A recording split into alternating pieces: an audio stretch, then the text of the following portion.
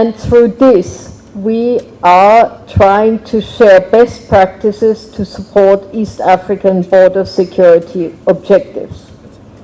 Our support to the Nairobi caucus reflects the broader European Union commitments backed by substantial resources.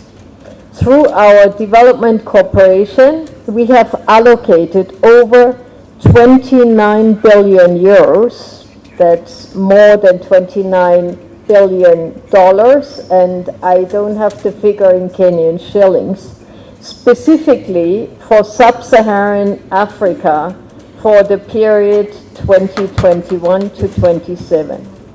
And this is representing the largest regional allocation that the European Union has made in external funding.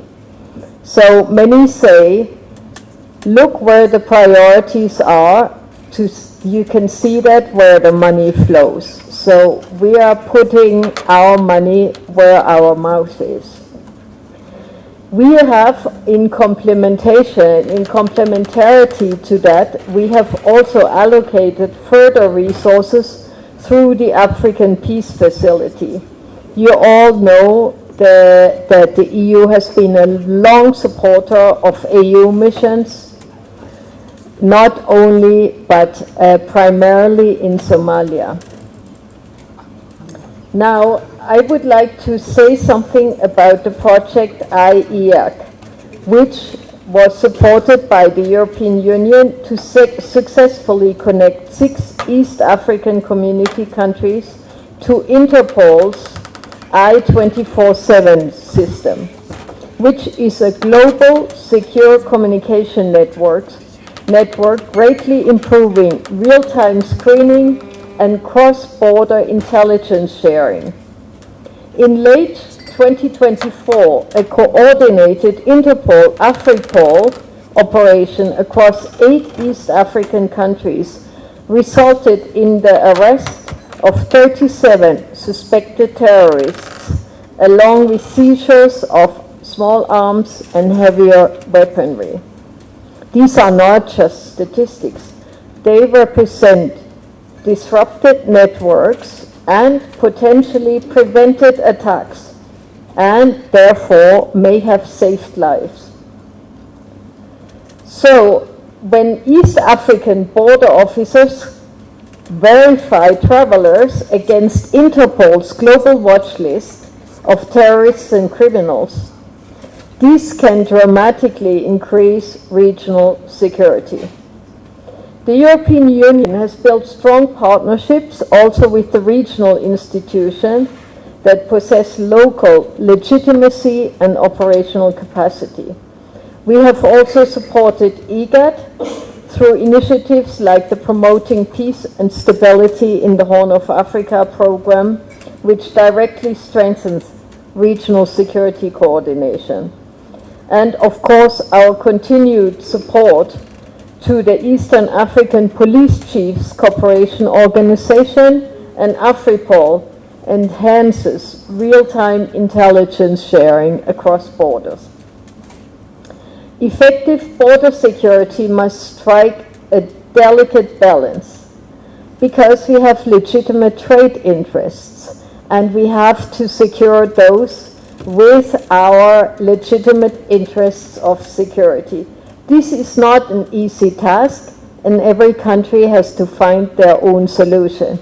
But we cannot sacrifice one on the back of the other. That is clear, and the EU has learned that lesson by opening its borders across the 27 member states. So this is a continuous balancing act between security, open trade of persons and goods.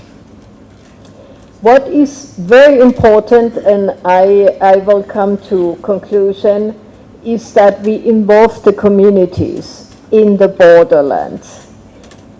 As I said before, they are very important part of the equation. Without the support of the community, security forces stand really isolated. And with buy-in of the communities, they can help with early warning and working hand in hand with the security forces. If they work against the security forces, we have lost already. We need their buy-in. This is very key. And that also needs development. Without socio-economic development, you will not be able to get the necessary buy-in.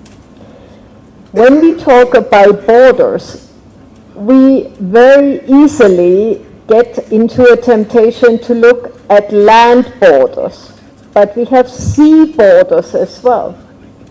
So nowadays, there is a lot happening in terms of trafficking at sea, be it drugs, be it illegal migrants, be it human trafficking, you name it. And of course, we know in East Africa and West Africa also piracy is an issue.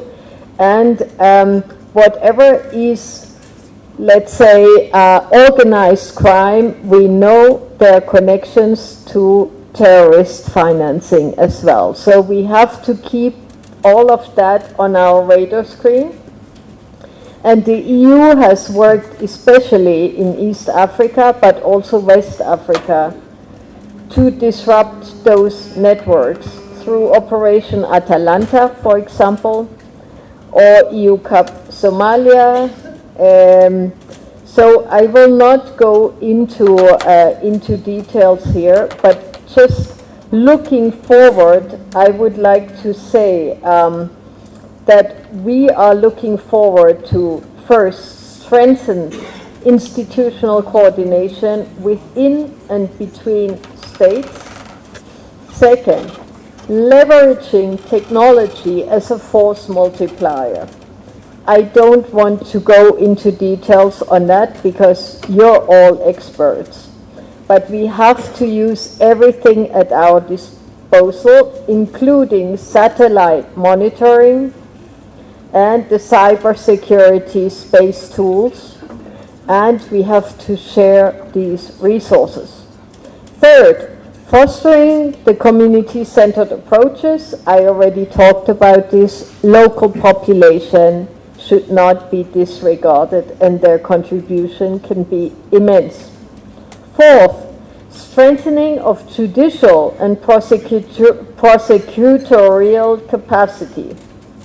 So, of course, security is nothing if there is no follow-up with interdiction and prosecution. So we need to work together also in this area across borders. Fifth, addressing the nexus between development and security. I already talked to that. So, concluding here, I think we have more than just a conference. We have a vision for cooperative security. And we need to expand that if we want to be successful. The European Union has long seen the products and the fruits of this transboundary collaboration. First within the European Union and then beyond. And we know also, and we are firmly convinced, that the European Union's security depends largely on the security you have in the other regions. Nowadays, we cannot stand in isolation. So I would just like to close by saying, if terrorists are not respecting human lives, we have to. Whatever we do in terms of disruption, we have to keep core principles of respect for human rights and human dignity. This, at least, is how the European Union defines its approach to counterterrorism, and I hope this is shared amongst all of us, because We cannot be at the same level as the terrorists. Thank you very much. Asanteni sana. Thank you very much, Your Excellency. The investments that the EU have made in both our national and continental security are transformational, and we appreciate the support that you have extended to us, including even in the convening of this caucus. It is now my honor to invite our convener, our Director General. Today also happens to be his first year birthday as Director General of NCTC, so happy birthday, Director. All the best. Thank you, Fred. Our Chief Guest, the Principal Secretary for Internal Security and National Administration, Dr. Raymond Omollo, Your Excellency, the EU Head of Delegation, Ambassador Henrietta, Excellencies, Ambassadors, High Commissioners, esteemed heads of delegation, valued partners, distinguished delegates, ladies and gentlemen, good morning. Hamjambo. Guten Morgen. All that. Shukran sana. So it's with great pleasure and honor to welcome you all to the 4th Nairobi Caucus. To those visiting Kenya, a very warm welcome to our vibrant capital city, Nairobi. I trust that you are enjoying the unique ambience, the Kenyan hospitality, and perhaps even the crisp, chilly weather that adds refreshing touch to our beautiful city. I can see Madam Henrietta is well dressed for our Kenyan winter. In Swahili we say, karibu sana. Distinguished delegates, I'm honored to stand before you today as we set the tone for this year's Nairobi Caucus, being the 4th edition since its inception, focusing on a topic of paramount importance to our national security, enhancing border security to deter, disrupt terrorist activity. Our borders are not merely lines on a map. They are the front lines of our defense against a persistent and evolving threat. In a world where terrorism knows no boundaries, the integrity and security of our borders are the first and the most critical layer of protection for our nation and our people. The threat we face is transnational in nature. Terrorist organizations exploit porous borders, sophisticated travel networks, and modern technology to move personnel, financing, and weapons. They seek to evade detection and exploit weaknesses in our security architecture. The challenge is immense, but so is our resolve.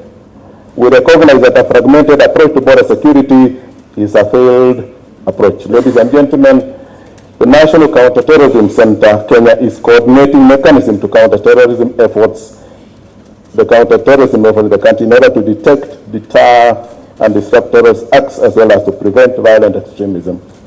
In the same breath, the center is at the forefront of strategically coordinating the entire spectrum of terrorism, ranging from radicalization, violent extremism, terror financing, and the linkage with transnational organized crime.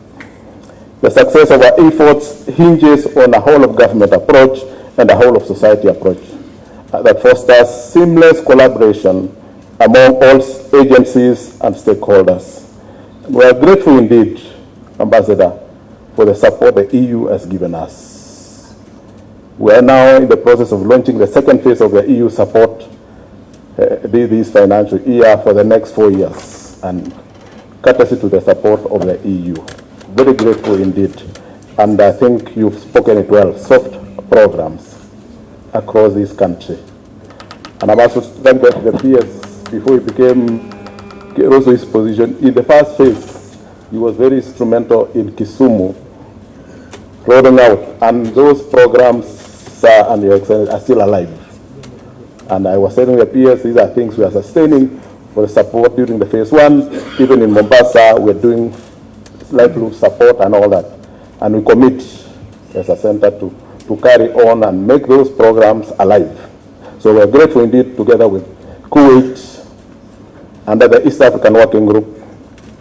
We're always together. They convene conferences in Kuwait, we go there. We convene in Nairobi. They really support us to roll out some of these soft approaches, where government is at the lowest level of society. Livelihood support, early warnings, policy and practice, and all those things under our NSP-CBE program that we are rolling out. Even UNDP, the support of UNOCT has been massive. We are now rolling out also together with the UNDP soft power programs with the COICA, Korean International Agency across the country. And we're really relying on support of the EU and even the PS himself under the Ministry of Interior. That infrastructure is what we are thriving on as a center. And we are really grateful indeed. So today I want to highlight 3 key points in reference to this year's theme. First, we must strengthen intelligence sharing and analysis. Our borders are only as secure as the information that informs decision making. We need to move beyond traditional intelligence gathering methods and embrace a more integrated, data-driven approach. This includes real-time intelligence sharing among domestic and international partners, leveraging advanced analytics to identify patterns of terrorist travel, and utilizing biometrics to create a more robust system to identify verification. Second, we must modernize our border infrastructure and technology. The era of relying on physical barriers and manual checks is proving inadequate. We must invest in modern technology, including advanced surveillance systems, drone technology, and secure communication networks. These tools allow us to monitor fast and often difficult terrain, detect threats from a distance, and respond with speed and precision.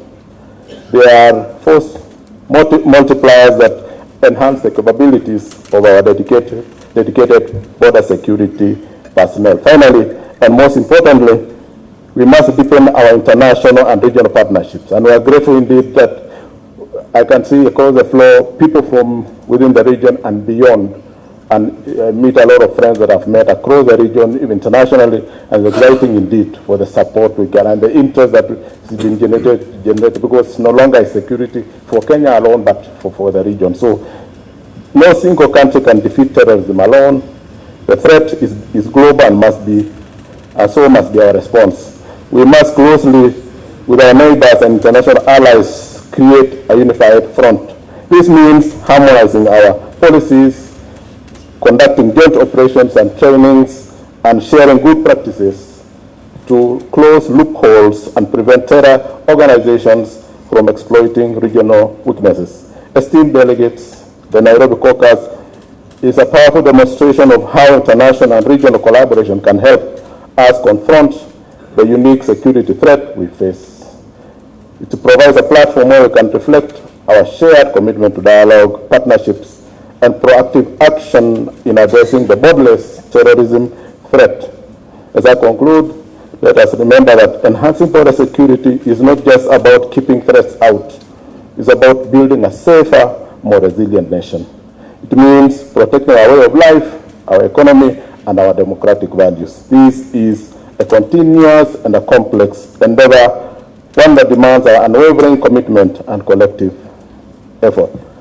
I am confident that through innovation, collaboration, and a united front, we'll succeed in our mission to deter and detect terror activity and safeguard our nations for generations to come, because terrorism, I think, will be with us for a long time to come. And therefore, what we do today, we must look strategically ahead so that we can address the threat, so that the future generations can also enjoy a good life. By standing together, sharing intelligence, investing in innovation, and building trust across nations, we can outpace those who seek to harm our people and destabilize our communities. Let us act decisively, let us act together, and let us act now to secure our borders, protect our citizens, and uphold the values that define us.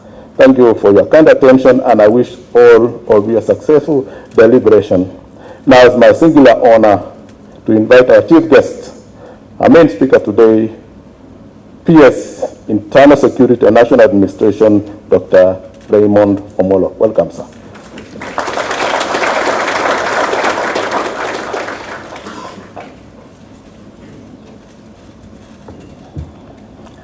Thank you, DG.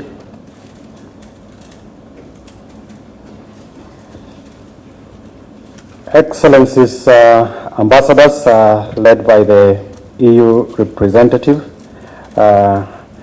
Balozi Henriette, the DG National Counter-Terrorism Center, Keegan, distinguished heads of delegations, our valued partners, ladies and gentlemen, good morning. Good morning once again. I know it's a cold Tuesday morning in Nairobi, but I'm sure you enjoy the weather. Allow me, on behalf of the government and the people of the Republic of Kenya, to begin by welcoming you all to Nairobi. And I also wish to acknowledge the distinguished presence of Her Excellency, who has already shared with us very good points of reflection, and also just to appreciate the support and the partnership that we've continued to share with the EU as a country, but also regionally as well as continentally. And she's been able to champion the advancement of peace and security in Kenya and beyond. The EU has always been a premier strategic partner in strengthening our national, regional, and continental security architecture. Therefore, we are grateful for the ongoing support in convening the 4th Nairobi Caucus and also to other counter-terrorism endeavors that we've been able to jointly work on together.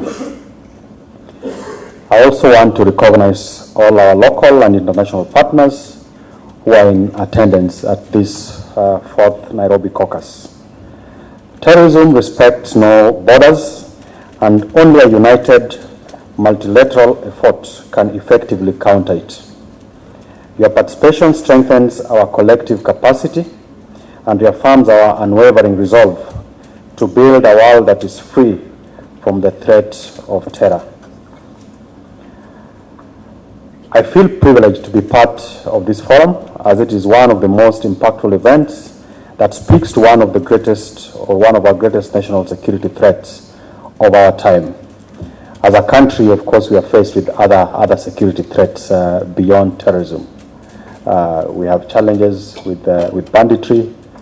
We have security threats that are related to climate change. We have security threats related to technology or technological advancement, and many others. But terrorism is one of the major security threats that we grapple with on a hourly basis, minute by minute.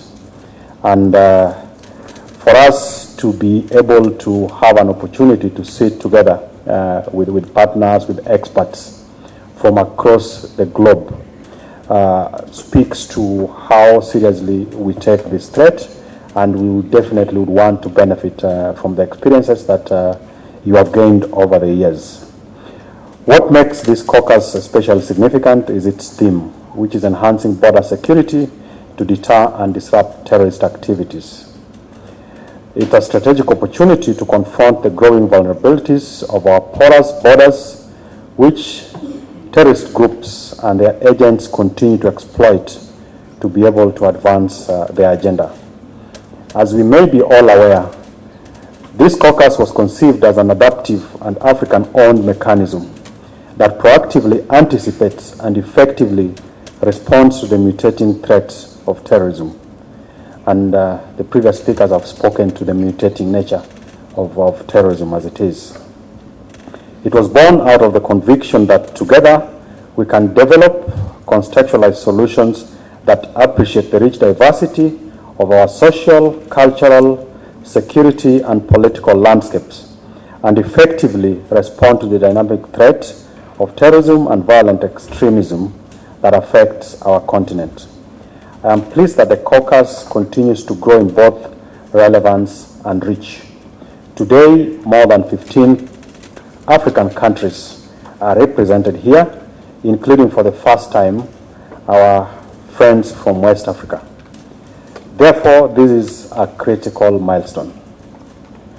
Friends, across the African continent, the terrorist threat landscape continues to rapidly evolve in scope and complexity. The terrorist groups have adopted more sophisticated structures to adapt to our counterterrorism efforts and also to exploit the existing and emerging vulnerabilities.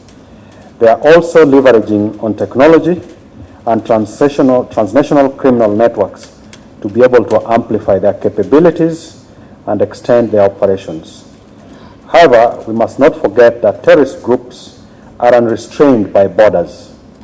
In fact, it's no longer a secret that majority of these groups in Africa operate in and around our national borders, where a lot of vulnerabilities create conditions that facilitate their emergence and survival. These groups seem to have weaponized our borders against us. And that is why, as a country, as we try to open up our borders, we try to engage the communities, because the communities are very critical in us realizing these efforts that we are trying to put together. And based on official reports, over 80% of violent extremist fatalities are recorded across the continent last year occurred in border adjacent regions, because these have become safe havens for the groups to operate in. This geographic concentration of terrorism along the borders is no coincidence. It underscores the significance of borderlands to terrorism. Ladies and gentlemen, we must also remember that the borders themselves are not the problem. In fact, borders are not barriers. They are opportunities for connection, cooperation, and shared prosperity. It is their porosity, which is caused by weak surveillance, fragmented jurisdiction, and limited coordination, that creates permissive environments for terrorist exploitation. Porous borders are offering terrorists strategic and tactical depth in terms of logistics and the dark economy to be able to advance their activities. They're increasingly becoming corridors for recruitment, arms and drug trafficking, and operational maneuvering into secure spaces occupied by our communities. And these are not just land borders, also the water borders or the sea fronts. Our task, therefore, is to transform our borders into security fortresses and neutralize these networks. And to this end, I would want to make the following propositions for your consideration over the next 2 days. One is that we must be able to enhance our intelligence and information sharing, and my colleagues have spoken to this. It is imperative that we establish interoperable platforms that facilitate real-time intelligence sharing and exchange across agencies and borders.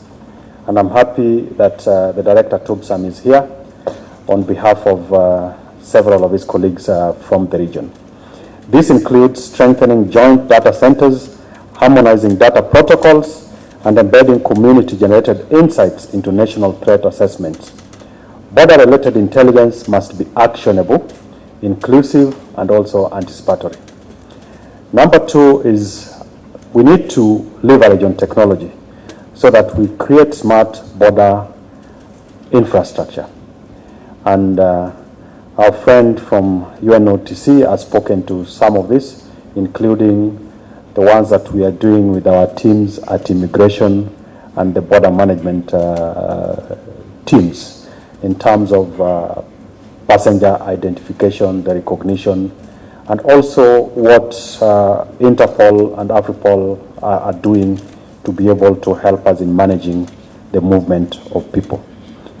Now, this infrastructure must be complemented by trained personnel and institutional framework, so that then there is accountability as well as responsiveness. One of the biggest challenges we face over time is lack of capacity amongst either the law enforcement officers or the different agencies. So we really need to find a way to collaborate better and also to institutionalize capacity building and development. Number three is that we need to empower the border communities and integrate them to be part of the early warning systems. An ambassador has spoken to a number of programs, as well as the soft programs that we are undertaking particularly with the border communities, so that they feel part of all these efforts. These communities are not just passive observers. By integrating them into early warning systems through livelihood support programs and civic education initiatives, we build trust and resilience from the bottom to the top. Number 4 is that we must be able to create and institutionalize cross-border cooperation mechanism. It's self-evident that joint task forces, shared patrols, and coordinated response protocols with neighboring states are effective when well implemented.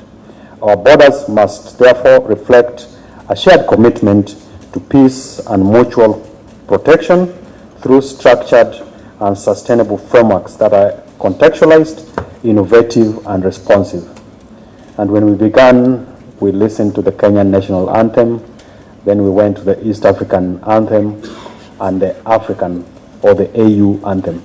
And the common theme that was running in all those anthems is the need for us to be one united people, and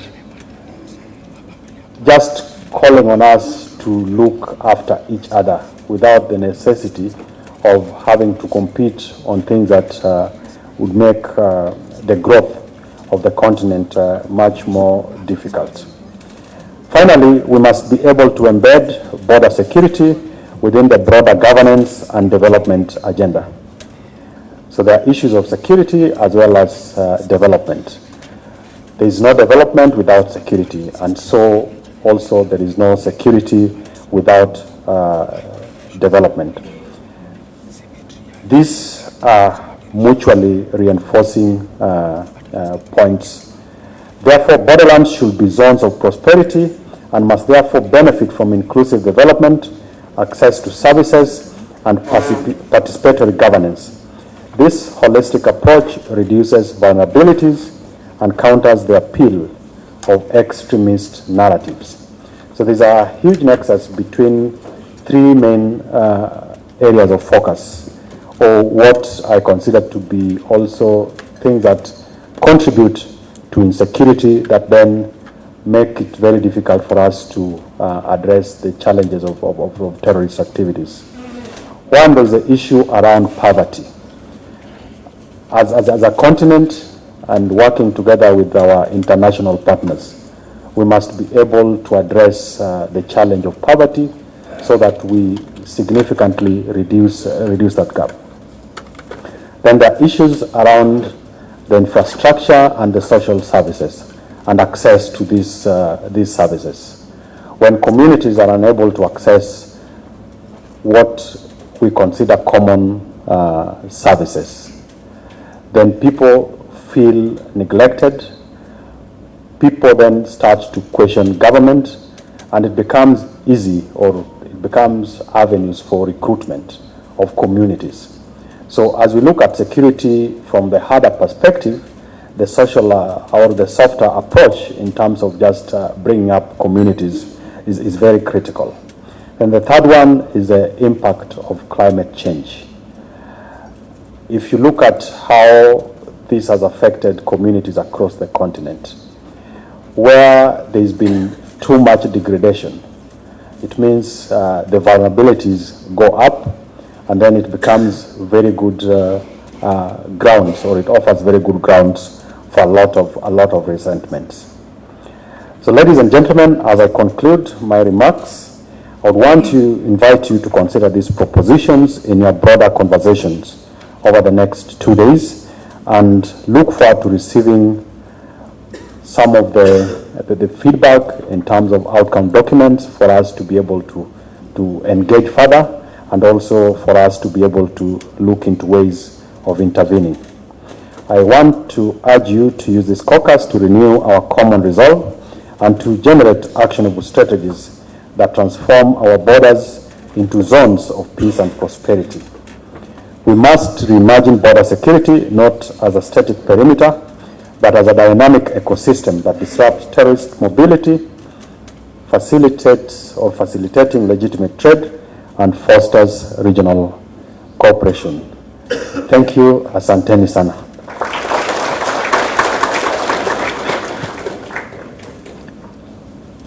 Thank you very much, PS, for those insights that then shall act as a beacon as we discuss over the next 2 days. Colleagues, we are going to take a group photo. We shall take 2 group photos. One shall be taken in here that shall attempt to cover everybody that is present. And then we shall have a second group photo that shall be taken outside.